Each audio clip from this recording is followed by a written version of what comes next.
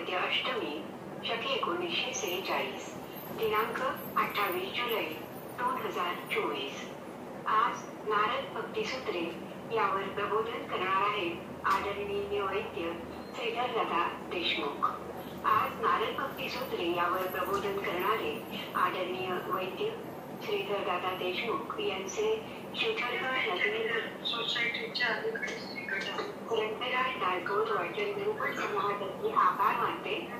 त्यांनी असंच मार्गदर्शन करण्यास वरचेवर या समूहावर यावं अशी समूहातर्फे त्यांना विनंती करते। आजच्या त्यांच्या प्रबोधनावर ज्यांना आपलं मत मांडायचं असेल त्यांनी लेखी स्वरूपात समूहावर पाठवावं। प्रबोधनानंतर प्रत्येकाने जय जय रघुवीर समर्थ म्हणून समूहातून आपण बाहेर पडावे। श्रीधरदादा आपण प्रबोधनास सुरुवात करावी। आवाज येतोय सगळ्यांना? रोहिणीताईंचा व्हिडिओ चालू होता, झालाय का बंद? अच्छा। गणनाथ सरस्वती रवि शुक्र बृहस्पती पंचैतानि स्मरे नित्यं वेदवाणी प्रवर्तते। जयति जगति माया यस्य कायाधवस्ते वचनरचनमेकं केवलं चाकलय्य।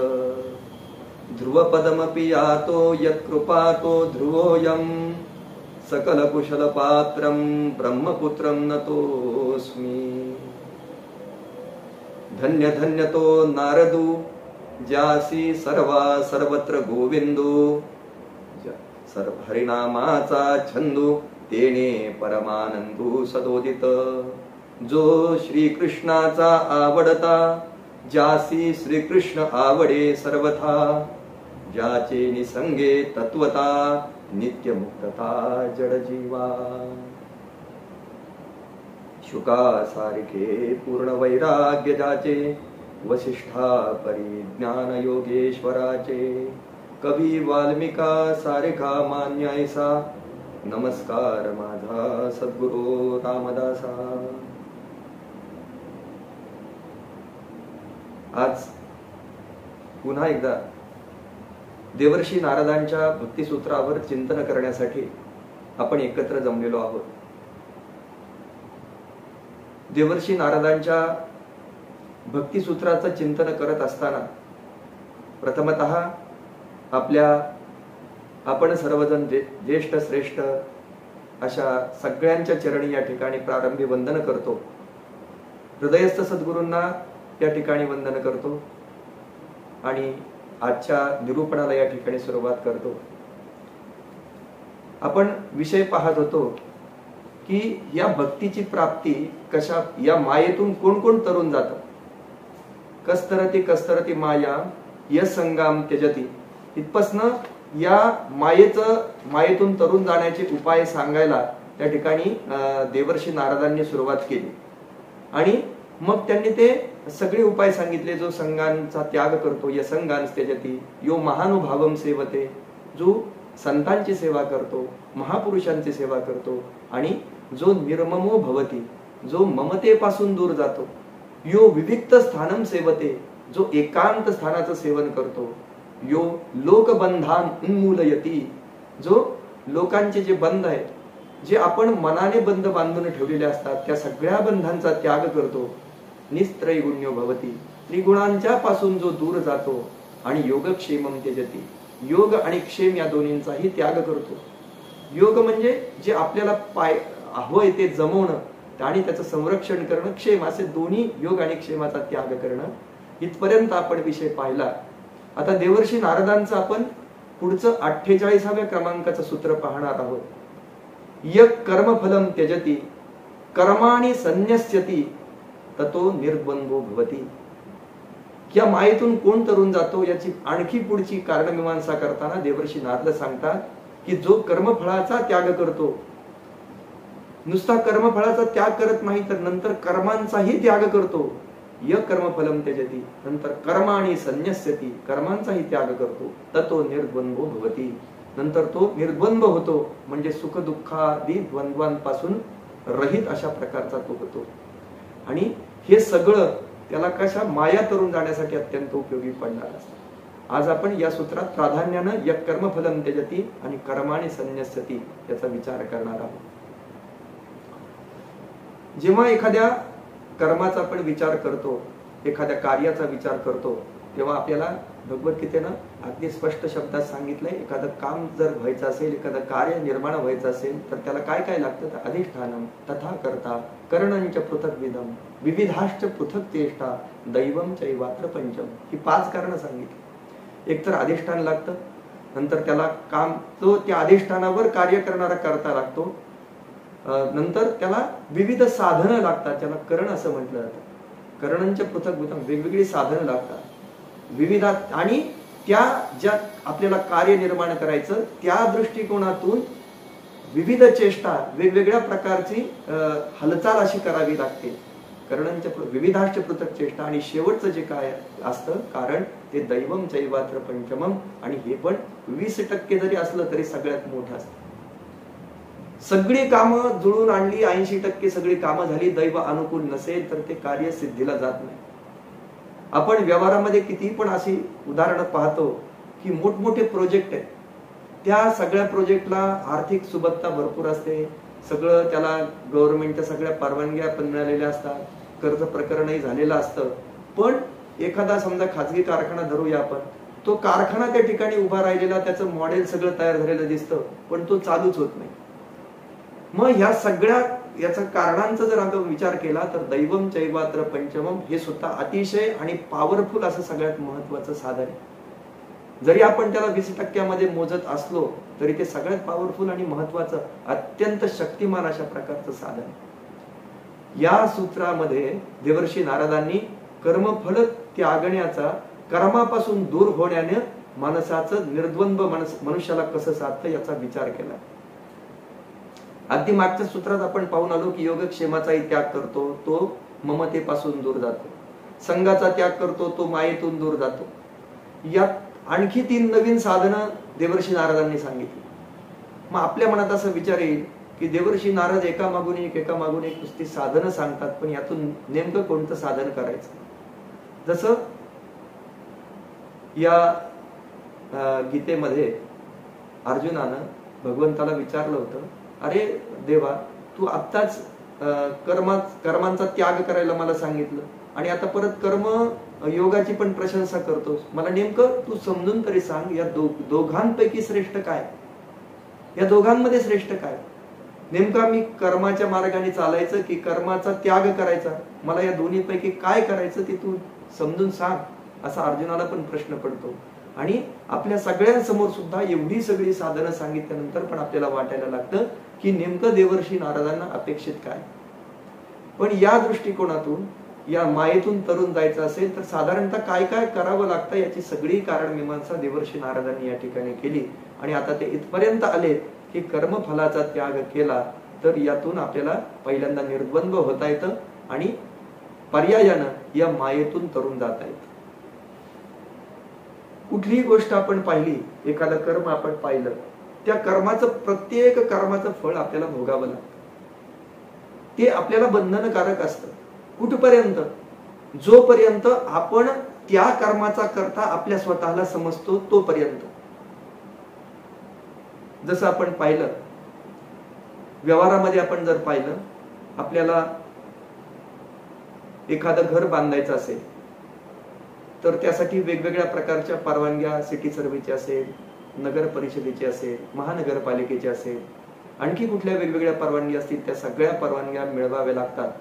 आणि मग आपण कर्ज प्रकरण केल्यानंतर ती सगळी जागा सर्च रिपोर्टनं आपल्याच मालकीची आहे, म्हणजे त्या सगळ्या जागेचे आपण मालक आहोत हे समजल्यानंतरच आपल्याला एखाद्या बँकेमार्फत कर्ज मिळू शकतं. आणि ते कर्ज मिळाल्यानंतर, ते संपूर्ण घर तयार झाल्यानंतर त्याचं जेव्हा आपण कम्प्लिशन घेऊ महानगरपालिकेतनं, नगरपालिकेतनं, किंवा तेव्हा ते काम पूर्ण झाल्याची ती पावती असते. आणि त्यानंतरच त्या जागेवर आपल्या नावानं आपल्याला कुठलीही प्रकारची गोष्ट करता येते. एखादं दुकान टाकायचंय, एखादं नवीन प्रोजेक्ट सुरू करायचा आहे, त्याच्यासाठीचे NOC लागतं, ते त्यानंतरच होतं.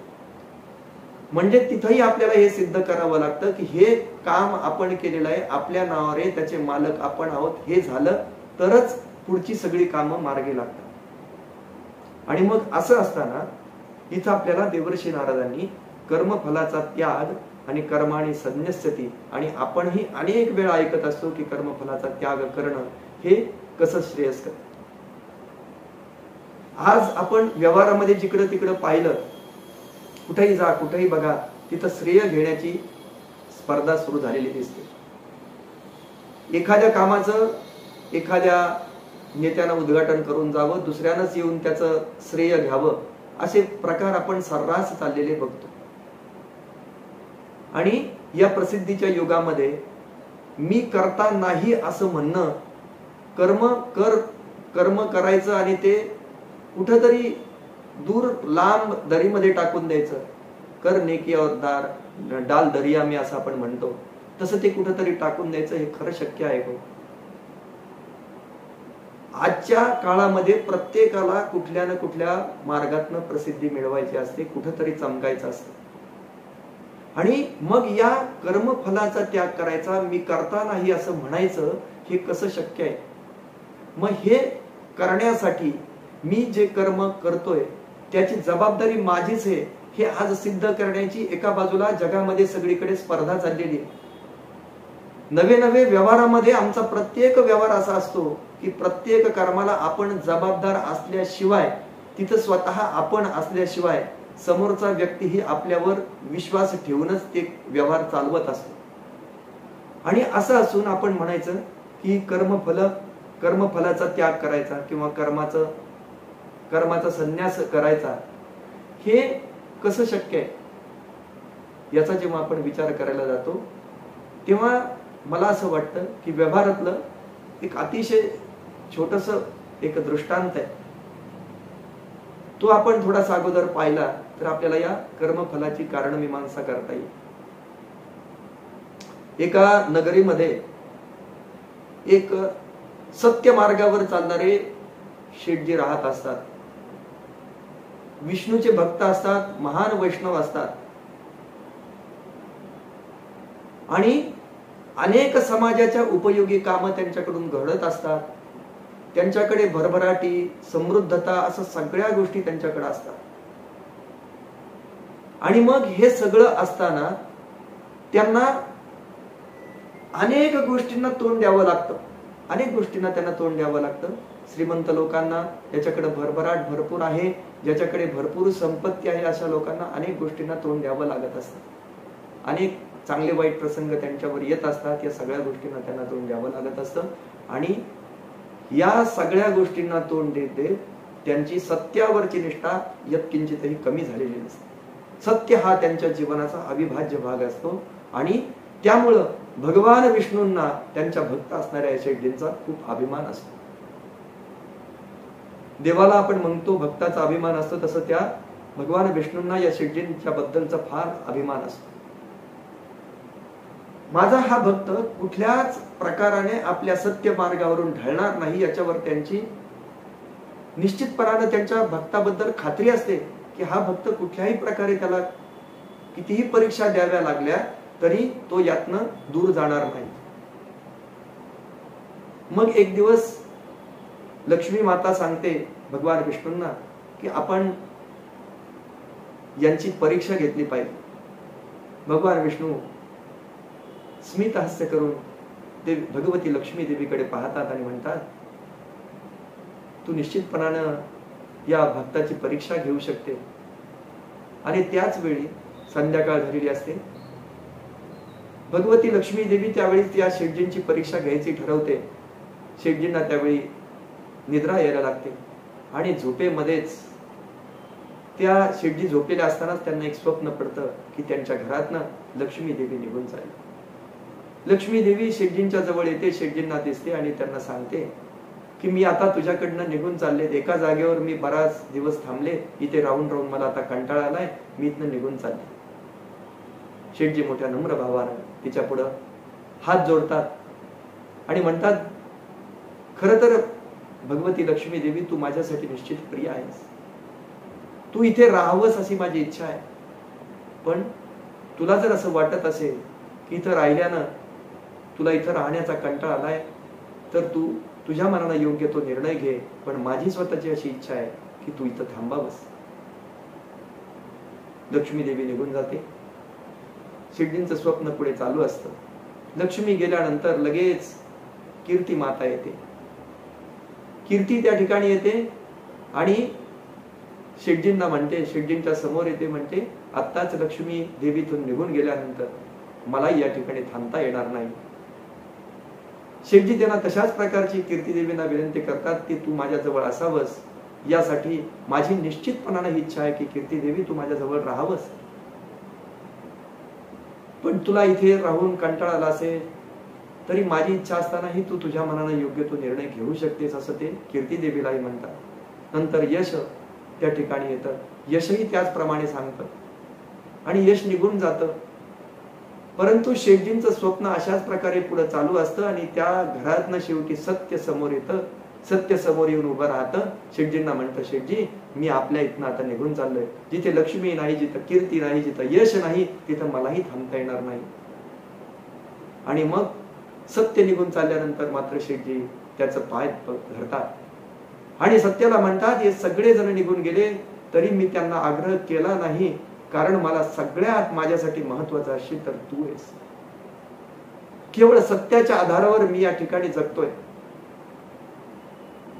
खूप त्याला विनंती करतो, तू इथेच राहावंस, तू मला सोडून जाऊ नकोस. भगवान सत्या, तुझ्या आधारावर मी या पृथ्वी तलावर राहतोय, त्यामुळे तू मला सोडून जाऊ नयेस अशी माझी कळकळीची विनंती आहे तुला. सत्यदेव त्यांची विनंती ऐकतात आणि तेच थांबतात. शेटजींना फार आनंद होतो आणि काही वेळानंतर ह्या लक्ष्मी आणि भगवान विष्णूंच्या मध्ये जो संवाद चाललेला असतो तिथं भगवान विष्णू प्रसन्न होतात. आपल्या भक्ताची अविच्छिन्न अशा प्रकारची सत्यावरची निष्ठा पाहून आणि भगवंतावरचं प्रेम पाहून ते त्या ठिकाणी प्रसन्न होतात. लक्ष्मी देवीलाही त्या ठिकाणी कळतं की भगवंत ज्याप्रमाणे सांगतात त्याप्रमाणे या भक्ताची त्यांनी पूर्णपणाने परीक्षा घेतली, म्हणून आता इथे राहावं लागेल.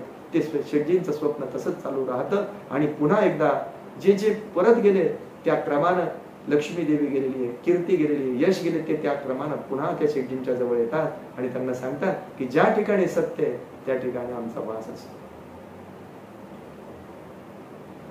या कर्मफल संन्यासाच्या याच्यामध्ये याच्यासाठी सांगतोय, हा दृष्टांत यासाठी सांगितला की मनुष्याची सत्यावरची निष्ठा ही अविच्छिन्न अशा प्रकारची असली पाहिजे. सत्य हाच या कलियुगातला खरा धर्म आहे. आपण अनेक वेळा असं समजत असतो की या जगामध्ये चाललेले सगळे व्यवहार हे असत्यावर चालले, हे असत्यावर चाललंय. हे सगळं आपण जे पाहतो तिकडे 80% आपल्याला असत्यच असत्य भरलेलं दिसतं. पूर्वीच्या काळची अनेक दृष्टांत आपण समोर पाहतो. भोजराजाच्या काळचे दृष्टांत असतील, अगदी त्या काळची माणसं कुणाचंही काही घ्यायला त्यांना खूप कसं तरी वाटायचं. कुणाला काही मागायचं म्हणल्यानंतर त्यांना कसं तरी वाटायचं. पण आजकाल आपण प्रत्येक घरामध्ये 2 चमचे साखर, एखादा आठवाभर पीठ आणणारी माणसं पण पाहतो. ठीक आहे, एखाद्या वेळेस माणसाच्या घरी नसते, पण पूर्वीच्या काळी असं मानायचे की एखादी गोष्ट संपणारे म्हणल्यानंतर त्याची पहिले 5 ते 6 दिवस त्याची तयारी करावी लागायची की आपला पीठ संपणारे म्हणल्यानंतर एक पहिले अगोदर दळून आणलं पाहिजे. आपल्याकडचे पैसे नसतील तर लोक अनेक त्रास सहन करायचे, पण कुणाला कधी उसने मागायचे नाही.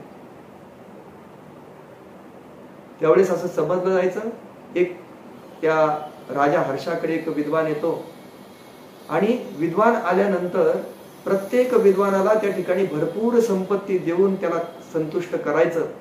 त्याच्याकडनं एखादं कवित्वावरचं एखादं सुभाषित ऐकायचं त्या भगवान यांच्याकडनं आणि मग त्याला प्रसन्न होऊन या राजानं काही सुवर्ण मुद्रा द्यायच्या.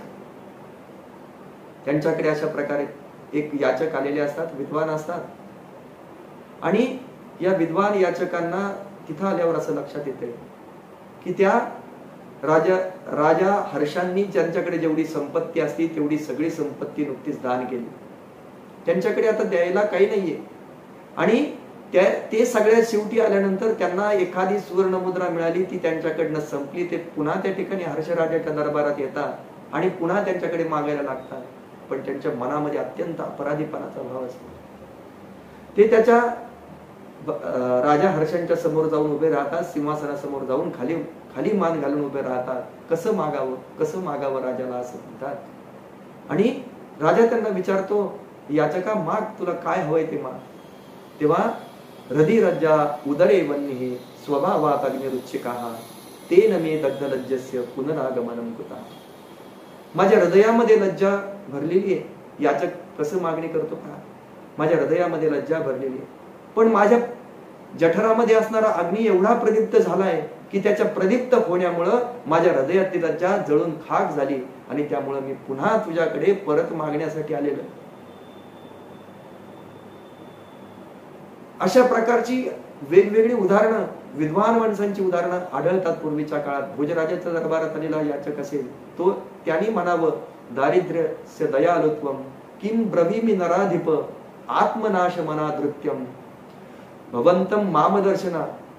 महाराज, हे दारिद्र्य केवढं दयाळू आहे म्हणून सांगू की तुमच्याकडे आल्यानंतर हे लगेच निघून जाणार हे त्याला माहित असूनही त्यानं मला आपलं दर्शन घेण्याची प्रेरणा दिली.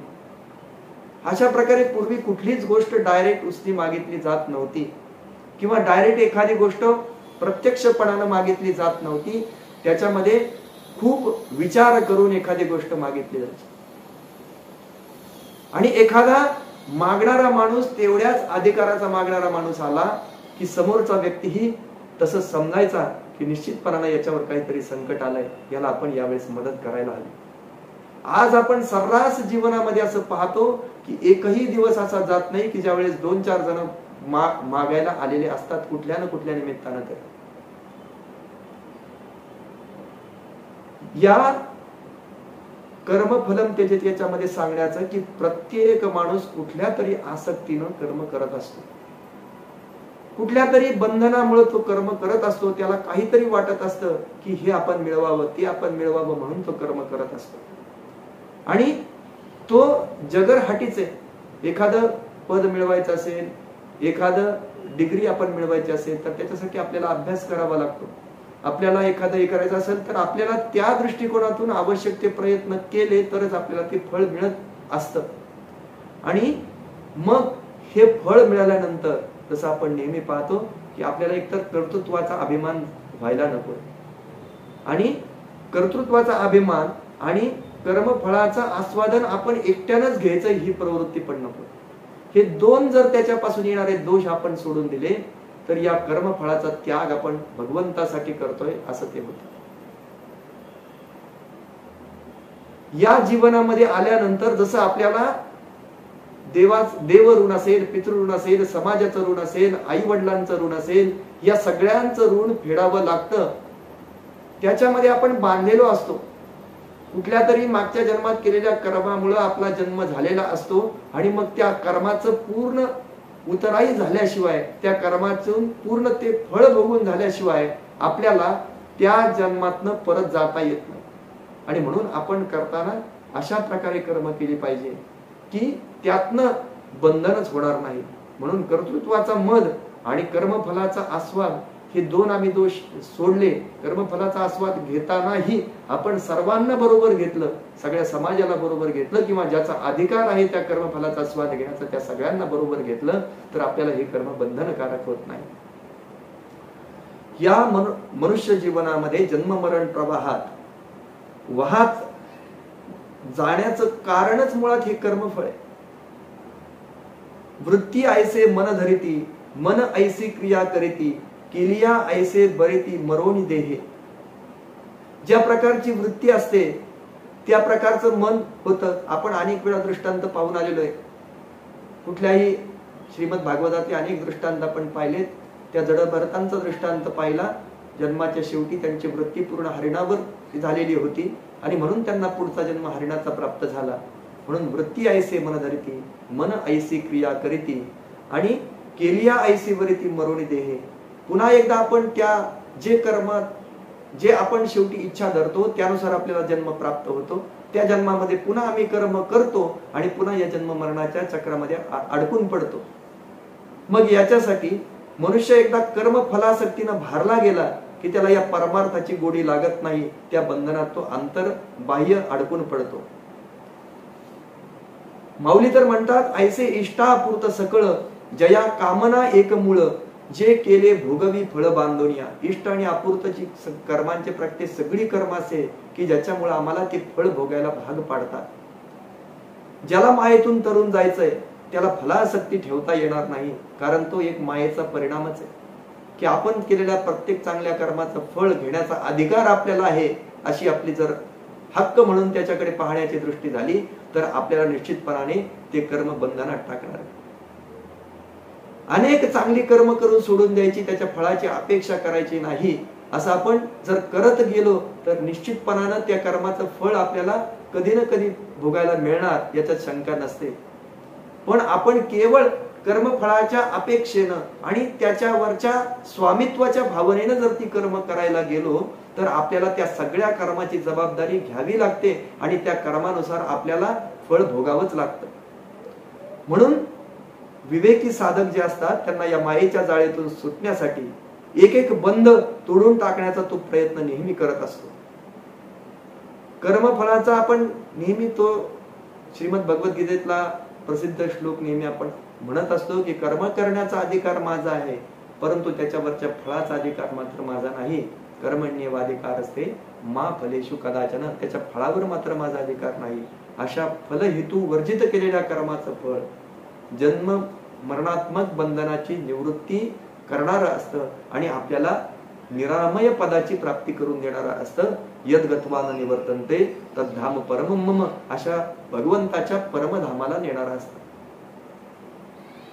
आणखी आपण भगवद्गीतेतला एक श्लोक पाहूया की कर्मजम बुद्धियुक्ताहि फलम त्यक्त्वा मनीषिणः जन्म बंध विनिर्मुक्ता पदम गच्छन्ते नामय. अगदी बुद्धियोगाचा अवलंब करणारे, बुद्धी मार्गाने ज्ञान मार्गाने चालणारे साधक बघा, अशा पुरुषांनी कर्मजन्य फळाचा त्याग केल्यानं ते ज्ञानी होतात आणि जन्म मरण रूप बंधनातून मुक्त होतात. दुसऱ्या कशाची त्यांना अपेक्षा करावी लागत नाही. त्यांना ना योग मार्ग करावा लागतो, ना जप, ना तप, ना यज्ञ करावे लागतात. त्यांनी फक्त करायचं, ज्ञान मार्गावर श्रद्धा ठेवायची, देवावर श्रद्धा ठेवायची. जी कर्म करणं आवश्यक आहे आपल्या वर्णाश्रम धर्मानुसार ती कर्म करायची आणि ती सगळी कर्म भगवंताला समर्पित करून टाकायची.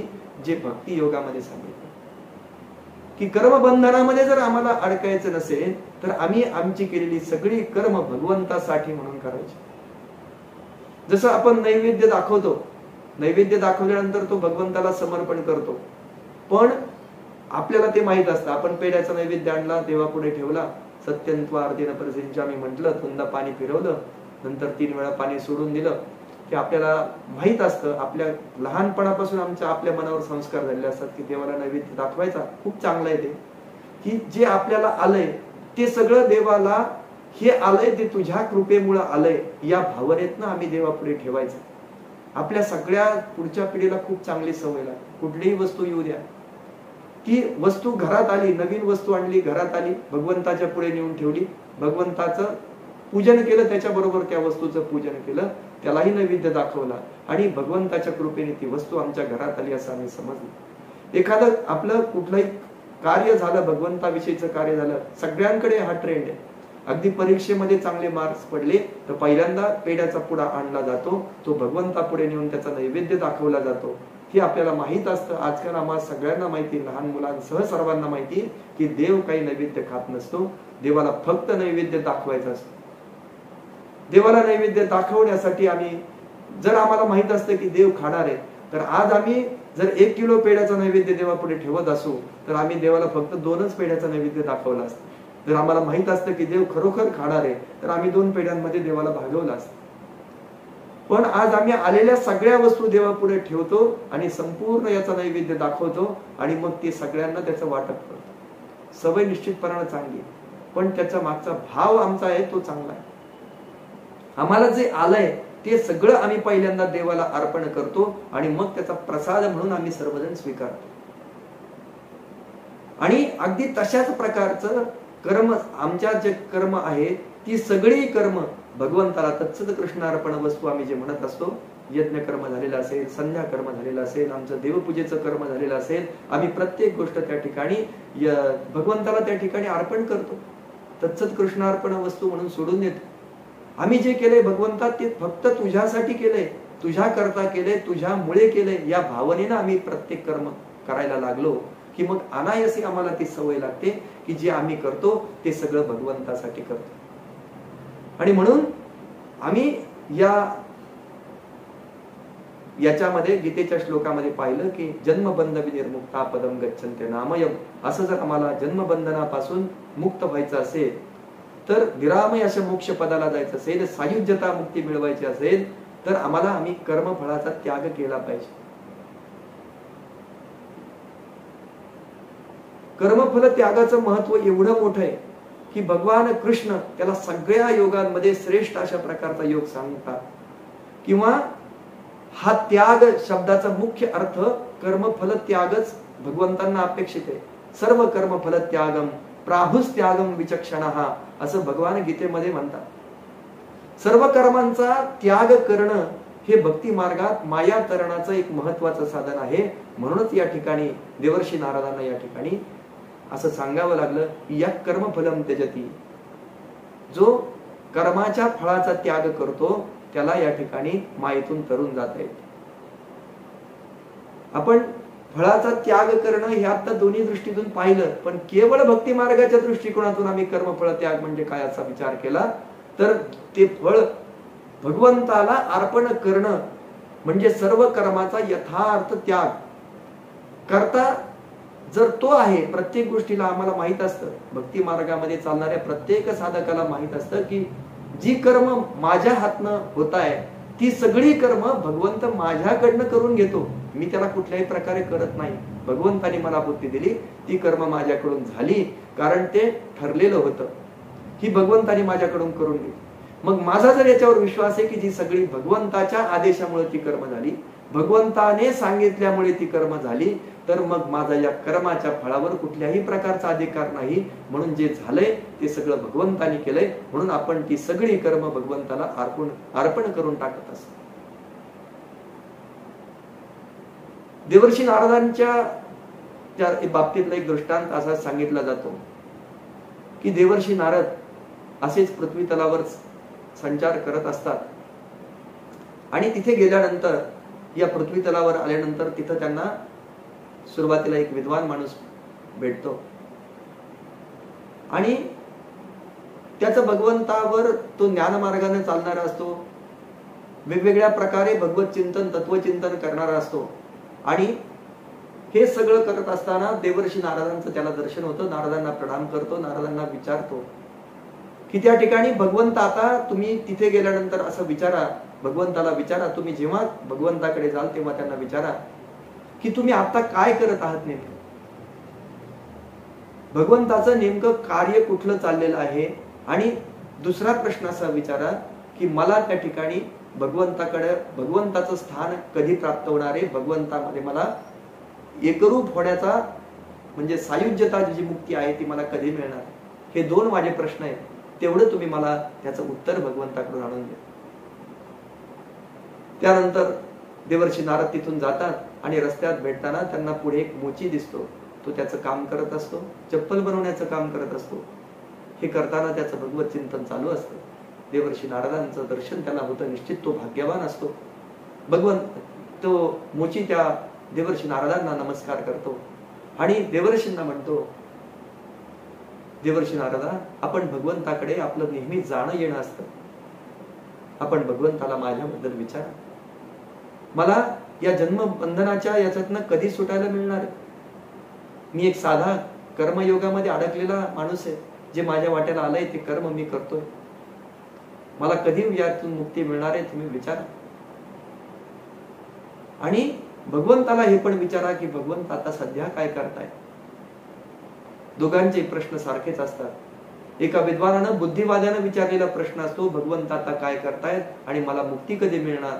आणि दुसऱ्या बाजूला एका कर्मयोगामध्ये अडकलेल्या माणसानं असलेला प्रश्न असतो की भगवंत आता काय करतायत आणि मला मुक्ती कधी मिळणार. दोघांचे प्रश्न सारखेच. देवर्षी नारद त्या ठिकाणी भगवंताकडे जातात, भगवंताला दोघांची पार्श्वभूमी सांगतात आणि त्या ठिकाणी त्यांच्या मनातनं असं वाटत असतं की त्या ज्ञानमार्गी असणाऱ्या माणसाला पहिल्यांदा आपण भगवंताला सांगायला पाहिजे. ते सांगतात, मला एक विद्वान भेटले, विद्वान साधक भेटले, ते भगवत चिंतन नेहमी करत असतात. त्यांनी असं विचारलंय की भगवंत सध्या काय करताय आणि त्यांना सायुज्यता मुक्ती कधी मिळणार आहे असं त्यांचा प्रश्न आहे.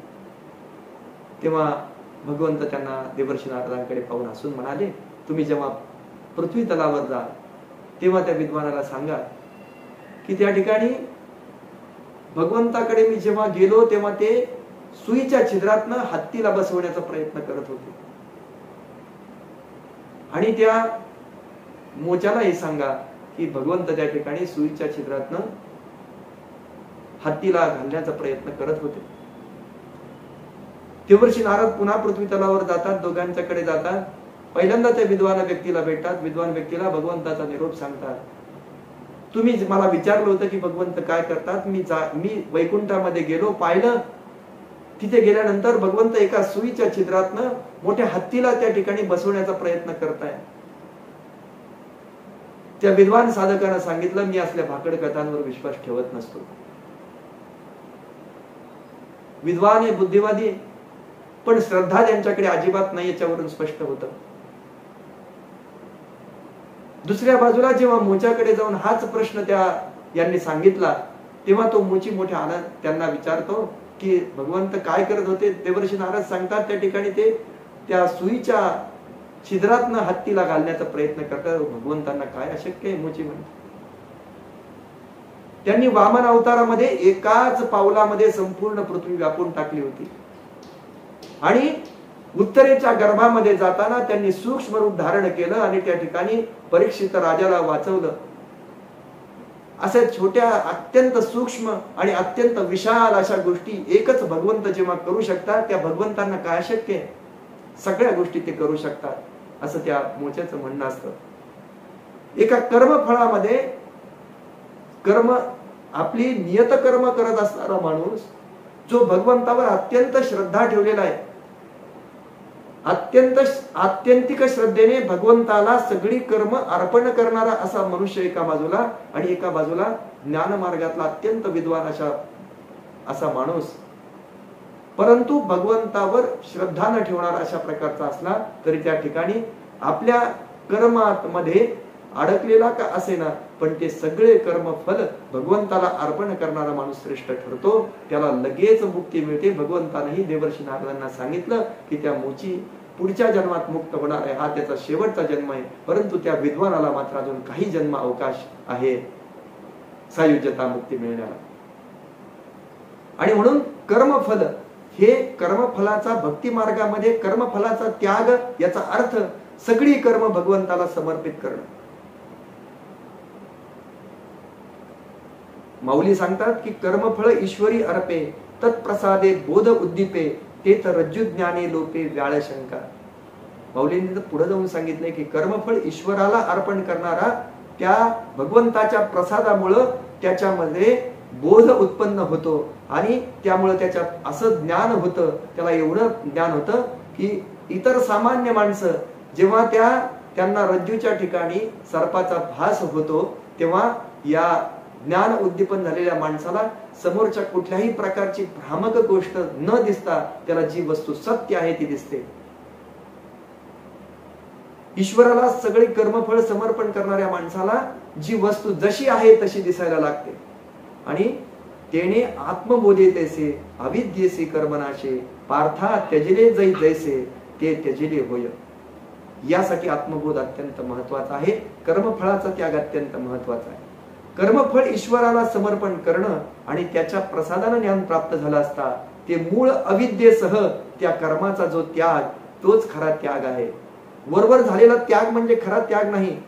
रोगाला मूर्छा आली आणि तो स्वस्थ पडला की रोग्याला बरं वाटतं असं म्हणता येत नाही. जसं एखाद्या डॉक्टरने औषध दिलं, एखाद्या मनुष्याला बरेच दिवसापासून ताप आहे, 7-8 दिवसापासून त्याच्या अंगात ताप मुरलाय, त्याला जाऊन एखाद्या हॉस्पिटलला ऍडमिट केलं आणि ऍडमिट केल्यानंतर तिथं गेल्यावर एक सलाईन चढवल्यानंतर एक इंजेक्शन दिलं, त्यामुळे त्याला तात्पुरती बरं वाटण्याची अनुभूती आली आणि तो झोपी गेला, तात्पुरती त्याला तंद्रा आली, तर त्याला असं समजण्याचं कारण नाही की तो पूर्ण बरा झाला. त्याला आणखी काही दिवस तिथे राहावं लागणार आहे, त्याला अजून काही औषधांचा कोर्स करावा लागणार आहे. त्या औषधांचा कोर्स केल्यानंतर त्याचा आजार मुळापासून जाणार आहे. म्हणून इथं माऊलींनी तशाच प्रकारचा दृष्टांत दिलाय की जरी वरवर अशा प्रकारचा त्याग केला, तात्पुरता आपण दाखवला हा त्याग करतोय आम्ही, तरी तो त्याग खरा नसतो. त्याग कोणता? आम्ही जो कर्म करतोय ते जेव्हा आम्ही असं समजू की ते भगवंताकडून आलेलं कर्म आहे, त्याचा कर्ताच भगवंत आहे, आणि मग कर्ता जर भगवंत असेल तर त्या भगवंताच्या कर्तृत्वामुळे आलेलं जे फळ आहे ते फळ माझं कसं असेल, हे जे मी इथं मिळवलंय हे माझं कसं असेल, ते त्याच्या कृपा प्रसादाने आलंय, हे सगळं त्याचं आहे. म्हणून जेव्हा मी माझे आलेल्या प्रत्येक कर्मफलाला भगवंताला सश्रद्ध अंतःकरणाने समर्पित करीन, तेव्हा खऱ्या अर्थानं मला भगवंताचा अनुग्रह प्राप्त होईल आणि त्या भगवंताच्या कृपेनं खऱ्या ज्ञानाचा मला बोध होईल. आणि पुढे जाऊन तर देवर्षी नारद त्या ठिकाणी सांगतात, कर्मफळाचं सांगितलं, यो कर्मफलम त्यजति सांगितलं. पुढे जाऊन तर सांगतात की कर्माणि संन्यस्यति, की कर्तृत्व मद आणि फलास्वाद हे दोन्ही पण कर्मबंध आहे. हे एकदा माणसाला समजतं. कुठलं काम करायला लागलं की ते काम मी करतोय म्हणून ते होणारच, असा जो मद आहे तो कर्तृत्वाचा मद, अहंकार, माझ्या कर्तृत्वाचा अहंकार. गेल्या 70 वर्षापासून मी इथं पृथ्वी तलावर आहे, मी जे काम हातात आतापर्यंत घेतलंय ते काम कधीही पूर्ण झालं नाही, असं झालं नाही असा अभिमान होणं म्हणजे आपल्या कर्तृत्वाचा मद होणं. आणि असा कर्तृत्वाचा अहंकार झाला की त्या कर्तृत्वाच्या मुळे निर्माण झालेली जी सगळी फळं आहे त्याची जबाबदारी साहजिकपणे आपल्यावर येत असते आणि मग त्याची फळं भोगण्यामध्ये आपण बाध्य होत असतो. म्हणून फळापेक्षा जर केलेली कर्तृत्व बुद्धी पण हळूहळू आमच्याकडून मावळली गेली तर आमच्याकडून कर्मच घडणार नाही. म्हणून या कर्मफळाचा त्याग करता करता मनुष्याला अशी सवय लागते पुढे जाऊ की आमच्याकडनं कर्मच घडायला नकोय. जी कर्म फक्त शरीर व्यापारापुरती आवश्यक आहे, जिवंत राहण्यापुरती जी कर्म आवश्यक आहे, लोकांच्या अपवाद आपल्यावर येऊ नये म्हणून जी कर्म आवश्यक आहेत, ती सगळी कर्म त्या ठिकाणी महात्म्याला करत राहावी लागतात. पण खऱ्या अर्थानं त्यानं कर्म सोडलेलीच असतात. आणि या स्टेज पर्यंत आम्हाला पोहोचलं तरच आम्हाला या मायेतनं तरुण जाता येतं, असं या ठिकाणी देवर्षी नारद आम्हाला सांगतात. देह निर्वाहा करता आवश्यक असणारी जी कर्म आहे ती आपल्याला कायम करीतच राहावी लागतात, ती टाकून देऊ शकत नाही. आणि ती टाकून द्यावी म्हणून कुणीही विचारी माणूस सांगू शकणार नाही, कारण सांगणाऱ्यालाही ती टाकणं जमणार नाही. कुणीही मोठा महापुरुष असला तर तो नियत कर्म जी आहेत, जी शरीर व्यापारासाठी आवश्यक कर्म आहेत, ती कुणीही कर्म टाकायला सांगणार नाही, कारण त्यालाही ती कर्म करावी लागत असतात, त्या महापुरुषालाही ती कर्म करावी लागतात. म्हणून आपण सगळ्यांनी अशा प्रकारे समजून जी कर्म कर्तृत्वाचा मद करून देणारी आहेत अशी कर्मच आमच्याकडून व्हायला नको, म्हणजे काम्य कर्म आमच्याकडून व्हायला नको. कर्माचे प्रकार आपण अनेक वेळा पाहून आलोय. नित्य कर्म असतात, नैमित्तिक कर्म असतात, नंतर जी काम्य कर्म असतात, आणि शेवटी जी कर्म असतात ती प्रायश्चित्त कर्म असतात. प्रायश्चित्त कर्म आम्हाला करावी लागतात. नित्य नैमित्तिक कर्म केला नाही तर प्रत्यवय असतो, आम्हाला त्याच्यामुळे पाप निश्चित होत असतं. म्हणून ही सगळी कर्म तर आम्हाला करावीच लागतात. फक्त आम्हाला काम्य कर्म करत असताना ती कुठल्याही प्रकारे त्याचा अवडंबर न करता ती करूच नये. काही संपत्ती मिळवण्यासाठी, राज्य मिळवण्यासाठी, ऐश्वर मिळवण्यासाठी अशा प्रकारची कर्म असतील तर ती करूच नये, असं या ठिकाणी देवर्षी नारदांना या ठिकाणी सांगायचं. म्हणून कर्म त्याग नसून मिथ्याचार असं गीतेच्या 3ऱ्या अध्यायाच्या याच्यामध्ये भगवंतांनी म्हटलेलं. जे उचित कर्म सांडती, जे खरं उचित कर्म आहे म्हणजे नित्य नैमित्तिक कर्म आहे. एखादा ब्राह्मण असेल त्याने संध्या कर्म सोडलं, एखादा क्षत्रिय असेल तर त्यानं आपलं अस्त्र विद्या टाकली, किंवा जे सद्य कालाला अनुकूल आहे ते क्षत्रियानं त्याच्याकडे जे काम करण्याचं आहे ते मुख्य साधनच सोडलं, तर मग नैष्कर्म्य होऊ पाहती, जे उचित कर्म सांडती मग नैष्कर्म्य होऊ पाहती, परी कर्मेंद्रिय प्रवृत्ती निरोधोनी. कर्मेंद्रियांची प्रवृत्ती निरोध करून तिला थांबवून अशा प्रकारचा कर्मत्याग घडू शकणार नाही. तर या कर्मत्याग न घडे, जे कर्तव्य मनी सापडे, वरी नटसी ते पुढे दरिद्र जाण. तो आम्हाला दरिद्राकडे घेऊन जाणारा असतो. म्हणून आम्ही अशा प्रकारचा कर्मत्याग नाही करू शकत. तर आम्हाला जो कर्मत्याग करायचा आहे तो फक्त काम्य कर्मांच्या बाबतीत त्याग करता येईल. विचारानं जसं पाहिलं तर कर्मत्याग 3 प्रकारचा गीतेमध्ये सांगितला आहे. वेद, ईश्वर आणि परलोक यांच्यावर विश्वास न ठेवणारा तमोगुणी पुरुष जो असतो तो अविवेकानं जो विहित कर्म आहे त्याचा त्याग या तमोगुणी माणसाकडून होत असतो. कारण असा त्याग विहित कर्माचा कोणी करू नये असं गीतेमध्ये सांगितलंय. माऊली पण सांगतात, सगळ्या संतांनी पण त्याचा निषेध केलेला आहे. म्हणजे स्वभावाने जे आलेलं आहे आपल्याकडे त्या कुठल्याही कर्माचा त्याग करू नये असं सगळ्या संतांनी सांगितलंय. आणि मग हे विहित कर्म म्हणजे कष्टाचं आहे. शरीराला जर कष्ट होतात, दुःख होतात, या भीतीने जर कर्मत्याग केला गेला तर तो तमोगुणी कर्मत्याग होतो. त्याला अशा भयानं केलेल्या कर्मत्यागाला, भीतीनं केलेल्या कर्मत्यागामुळे मनुष्याला पुन्हा पुन्हा जन्माला यावं लागतं. किंवा एखाद्या कर्मत्यागामुळं, एखाद्या कर्मामुळं जर त्याला प्रसिद्धी मिळत असेल, एखाद्या कर्मत्यागामुळे त्याला राजाच्या जवळ जायला मिळत असेल, त्याला एखादं पद मिळत असेल, तर अशा प्रकारचा राजस कर्मत्याग ज्याच्यामुळे आम्हाला कर्तृत्वाचा मद होतो असा पण कर्मत्याग त्याज्य सांगितला. आणि मग ज्यानं कर्तृत्वाचा मदही होणार नाही आणि कर्मफलाचा आस्वादही त्याला मिळणार नाही, अशा प्रकारे दोन्ही कर्तृत्वाचा अहंकार आणि कर्मफलाशेचा त्याग या दोन्हीचा त्याग करणारा जो खरा आहे तो सात्विक त्याग सगळ्यात श्रेष्ठ सांगितला आहे. म्हणजे कारणासहित कर्म संपलं पाहिजे. कारणाच्या सहित जे कर्म आहे ते संपलं तरच त्या कर्मत्यागाला मोक्षाकडे नेणारा कर्मत्याग असं म्हटलं जातं. म्हणून कर्माणि संन्यस्यति, कर्मफलाचा त्याग तर सांगितलाच, भगवंताच्या अर्पण करावे म्हणून सांगितलं. पण कर्माणि संन्यस्यति असं देवर्षी नारदांनी सांगितलं. हा कर्मसन्यास वाटतो तेवढा सोपा नाही, समजून घ्यायलाही तो अवघड आहे. जेवढा अवघड आहे तेवढा त्याच्यापेक्षा अवघड तो करायला, तो कर्मत्याग करण्यासाठी फार अवघड आहे. भक्ती मार्गामध्ये कर्मत्यागाचा विचार करताना ती कर्म भगवंताला समर्पण करणं याला महत्व दिलेलं आहे. आणि म्हणून मयी सर्वाणि कर्माणि संन्यस्याध्यात्म चेतता. भगवंत असं म्हणतात की चित्तवृत्ती, अर्जुना तू चित्तवृत्ती माझ्या ठिकाणी ठेव आणि सगळी कर्म माझ्या ठिकाणी समर्पण कर, असं त्या ठिकाणी भगवंत सांगतात. आणि पुढे जाऊन सांगतात अर्जुनाला, यत करोषि यदश्नासी यज्जुहोसि ददासि यत तपस्यसि कौंतेय तत्कुरुष्व मदर्पणम. हे अर्जुना, तू जे जे करतोस, यत करोषि यदश्नासी, जे जे खातोस, जे जे भोगतोस, यज्जुहोसि, जे जे ज्याचं ज्याचं हवन म्हणून करतोस, यत ददासी, जे दान करतोस, यत तपस्यसी, जे तप करतोस, ते सगळं कर्म तत्कुरुष्व मदर्पणम, ते सगळं तू मला अर्पण कर, तुझ्याकडे काहीच ठेवू नको. आणि अशा प्रकारे जर कर्म समर्पण करशील तर त्याच्यामुळे काय होईल तर शुभाशुभ फलैरेवम मोक्षसे कर्मबंधनैः संन्यास योग युक्तात्मा विमुक्तो मामुपैष्यसि. अशा प्रकारे जर कर्म केलं तर शुभाशुभ फलरूप बंधन त्यापासून अर्जुना तू मुक्त होशील आणि मग खऱ्या अर्थानं तू कर्म संन्यासी होशील, कर्मबंधनापासून मुक्त होशील. माऊली त्याच्यावर म्हणतात, या कारणे गात्वा सर्व कर्म आपुलिया माझ्या स्वरूपी धनंजया संन्यास की, जे माझ्या ठिकाणी ही सगळी कर्म अर्पण कर.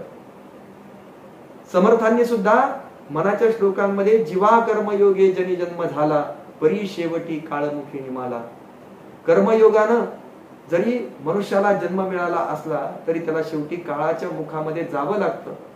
त्याला काळाच्या मुखामध्ये जाऊन, अगदी थोर लोक जरी आलेले असले जन्माला, महापुरुष जरी आले, महाथोर ते मृत्यूपंथेचे गेले, किती एकते जन्मले आणि गेले. या कर्मफळाची मालिका किती घातक आहे याचं समर्थ वर्णन करतात.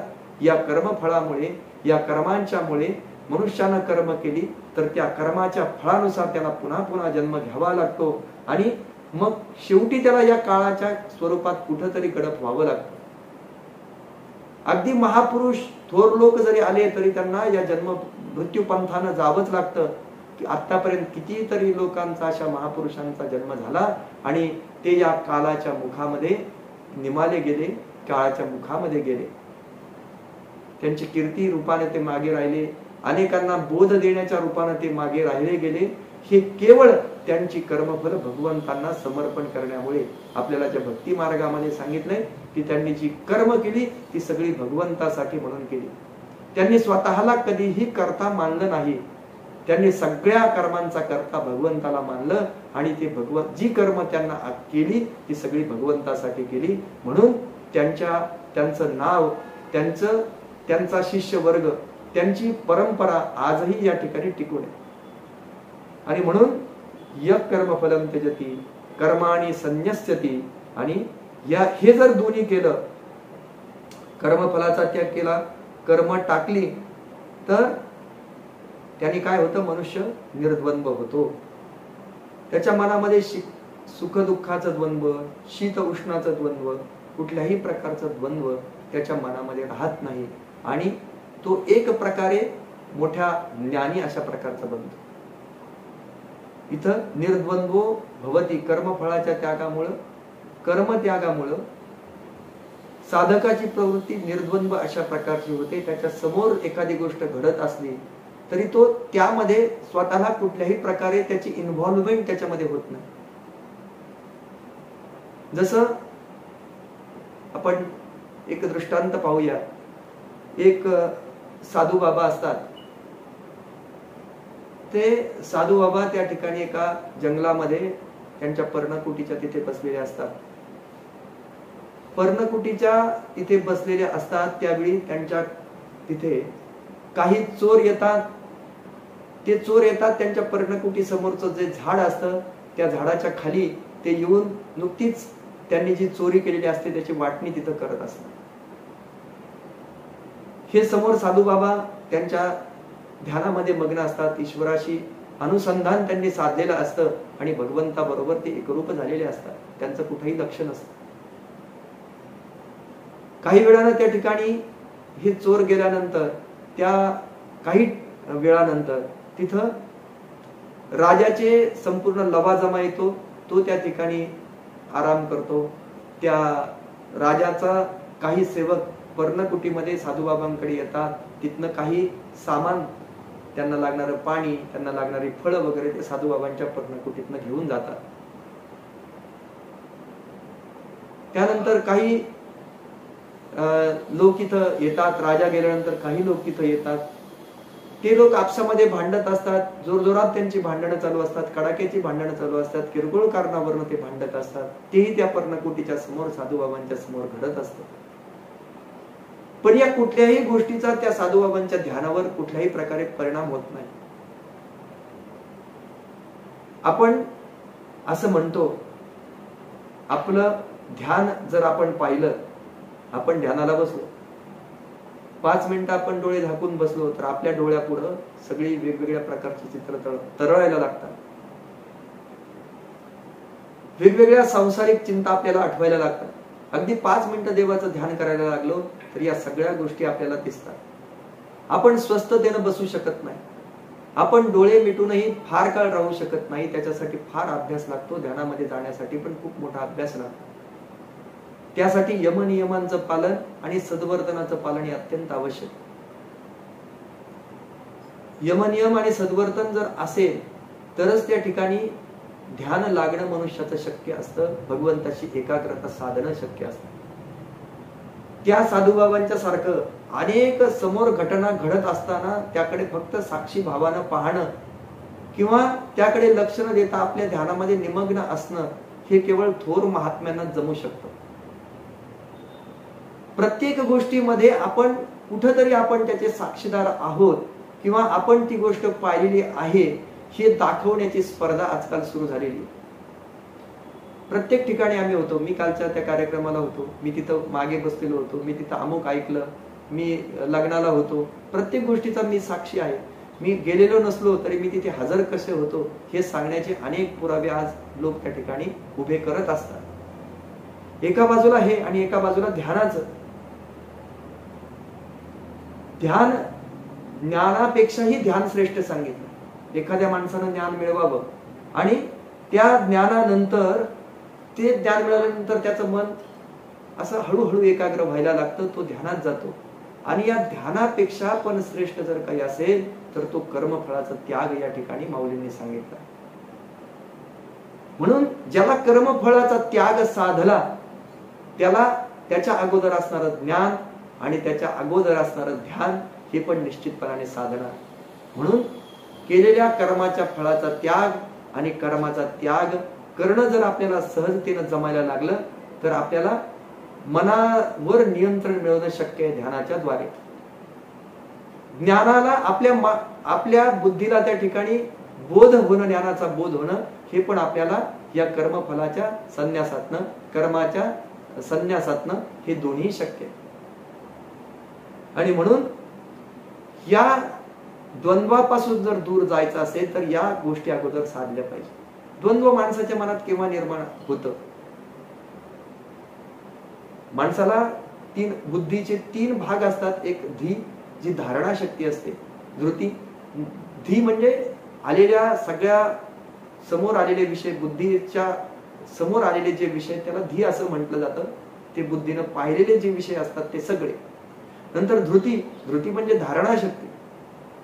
आपल्या बुद्धीची धारणा शक्ती किती. आपण एखाद्याच्या बाबतीत म्हणतो त्याचं श्रीमद भागवत पाठ आहे, ज्ञानेश्वरी पाठ आहे, तुकाराम महाराजांचा गाथा पाठ आहे, समर्थांचा दासबोध पाठ आहे, मनाचे सगळे श्लोक पाठ आहे, संपूर्ण भगवद्गीता पाठ आहे, सगळं त्यांचं पाठांतर आहे. त्यांच्या बुद्धीची धारणा शक्ती केवढी मोठी असते. याच्यासाठी धारणा शक्ती जेवढी आवश्यक असते तेवढी धी, धृती आणि स्मृती पण तेवढीच आवश्यक असते. त्या मनुष्याला आठवलंय तेवढंच पाहिजे. रिकॉल मेमरी जी म्हणतात आपण, तिला परत आठवण करणे ही जी असतात रिकॉल मेमरी, ती पण त्याच्यासाठी अत्यंत आवश्यक असते. या तिन्ही गोष्टी बुद्धीच्या भाग असणाऱ्या धी, धृती आणि स्मृती, या तिन्ही गोष्टी जर आम्हाला पाहिजे असतील तर त्यासाठी आम्हाला कर्मफळाचा त्याग करायला जमलं पाहिजे. आम्हाला निर्द्वंद्व होता आलं पाहिजे. निंदा आणि स्तुती याच्यामध्ये सारखेपणा मानणं. एखाद्याने आम्हाला स्तुती केली म्हणून हुरळून जाणं आणि दुसऱ्याने निंदा केली म्हणून त्याच्यावर डूब धरणं, अशा दोन्ही गोष्टी आमच्याकडे नको. शीत उष्ण सारखे जे द्वंद्व आहे, ह्या सगळ्या प्रकारचे द्वंद्व आम्हाला नको. गरम याला हात लावला की आम्हाला चटका बसला म्हणून त्याच्यातनं खूप वेदना झाल्या, आणि एखाद्या थंड जागेत गेलो की लगेच सर्दी झाली. अशा प्रकारचं शीत उष्णाचं द्वंद्व जे आहे ते कदाचित सुरुवातीला काही काळ होईल, पण आमच्या शरीराला एकदा सवय झाली या सगळ्या द्वंद्वातून आम्ही बाहेर पडू. हे केव्हा शक्य आहे? हे तेव्हाच शक्य आहे जेव्हा आम्हाला कर्मफळाचा त्याग करणं जमतं. नाशिकला एक द्वंद्वावरनं मला आठवलं, द्वंद्वापासून दूर गेलेला मनुष्य कशा प्रकारे हे शीत उष्णांचं द्वंद्व सहन करू शकतो, ह्याचं एक छोटंसं उदाहरण सांगायचंय. नाशिकला एक महात्मे दत्तदास महाराज असं त्यांना म्हटलं जातं. अनेक वर्षापासून नारळाच्या पाण्यावर आहेत आणि त्यांनी गायत्री मातेची खूप मोठी उपासना केली. मोठे उपासक आहेत, दत्तभक्त आहेत. त्यांनी अशा प्रकारची उपासना केली असं म्हणतात. पूज्य सद्गुरु काका सांगत असतात, त्यांनी अशा प्रकारची उपासना केली की उन्हाळ्यामध्ये त्यांनी सगळ्या बाजूनं अग्नी पेटवून त्याच्यामध्ये त्यांनी गायत्री मंत्राचा जप केला भर उन्हामध्ये.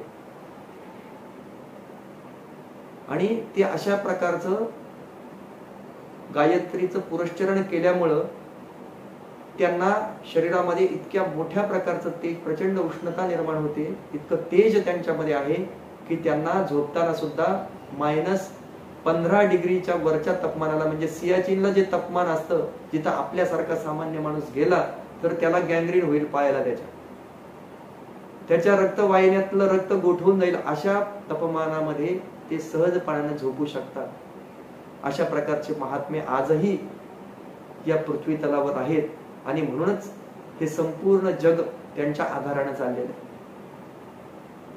आणि म्हणून ह्या सांगायचं याच्यासाठी की हे शीत आणि उष्ण याच्यातलं द्वंद्व आहे, हे मान आणि अपमान याच्यातलं द्वंद्व आहे, आमच्या सुख आणि दुःखातलं द्वंद्व आहे. एखादी गोष्ट चूक झाली म्हणजे पुन्हा पुन्हा सारखं सारखं तेच करत राहणं, या सगळ्या द्वंद्वापासून आम्ही जेव्हा दूर जातो तेव्हा आम्हाला आमचं मन एकाग्र करता येतं, भगवंताकडे सहजपणाने जाता येतं. त्या अनुषंगाने येणारी जी अनुकूल प्रतिकूल बुद्धी आहे, ते बुद्धी पण आपल्याला भगवंताकडे वळवता येते. साधारण मानवी स्वभाव असा आहे की एखाद्याने आपली स्तुती केली, आपण हुरळून जातो की तो आपल्यासाठी तेवढ्या पुरता चांगला होता.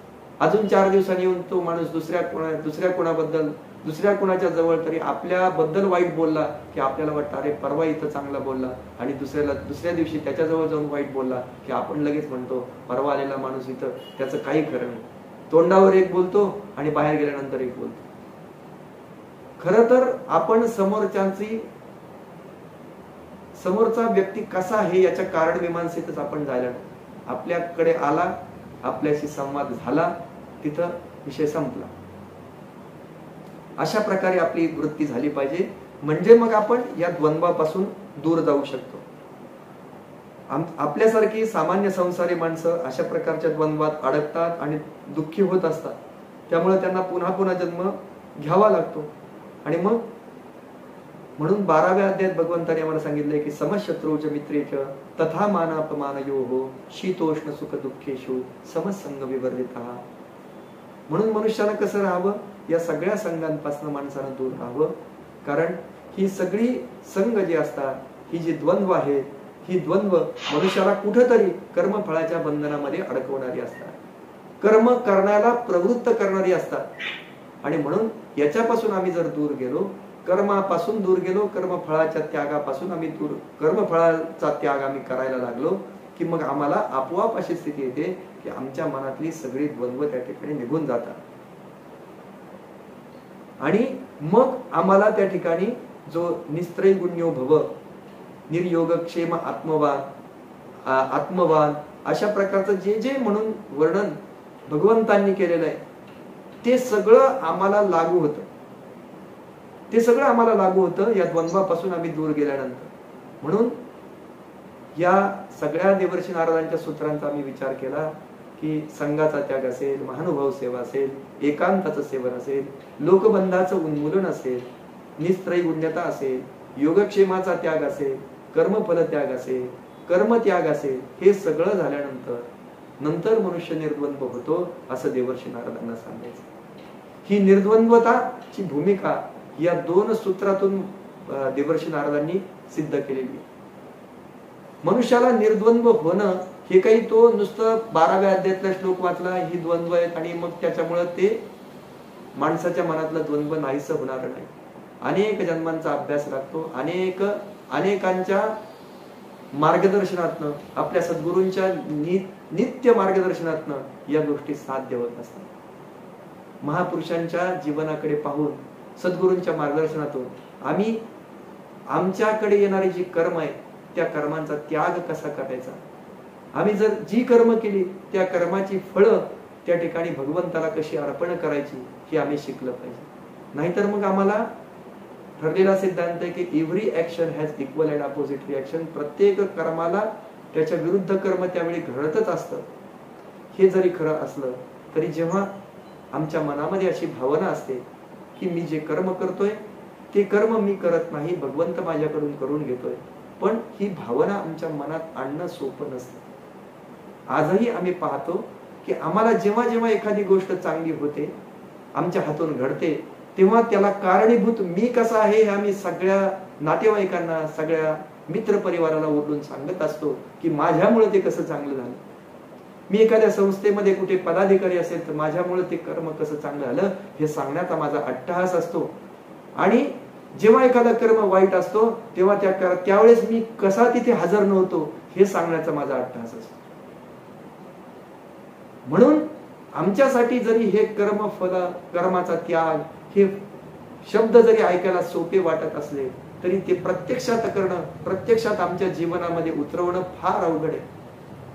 सद्गुरूंच्या कृपेनं ही सगळी प्रत्यक्षामध्ये आमच्या जीवनात उतरावी, आपल्या सगळ्यांच्या जीवनामध्ये अशा प्रकारची निर्द्वंद्वता यावी, कर्मफळाचा त्याग सहजतेनं भगवंताच्या साठी आमच्याकडनं व्हावा आणि सगळ्या कर्मांपासून, नियत कर्म सोडून सगळ्या कर्मांपासून आम्ही दूर जावं.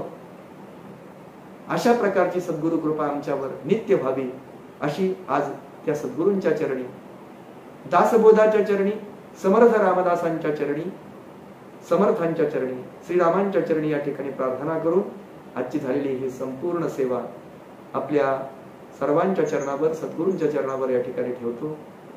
यामध्ये जो सिद्धांताचा भाग आहे तो शास्त्राकडून, सद्गुरूंच्याकडून आलेला आहे, आणि जो दृष्टांताचा भाग आहे त्यात जर काही सांगण्यात चूक झाली असेल तर तो माझ्या बुद्धीचा दोष आहे. या ठिकाणी मी प्रांजळपणानं मान्य करतो. कायेन वाचा मनसेंद्रियर्वा बुद्ध्यात्मना वा प्रकृती स्वभावा करोमि यद्यत् सकलं परस्मै नारायणाय समर्पयामि. जय जय रघुवीर समर्थ.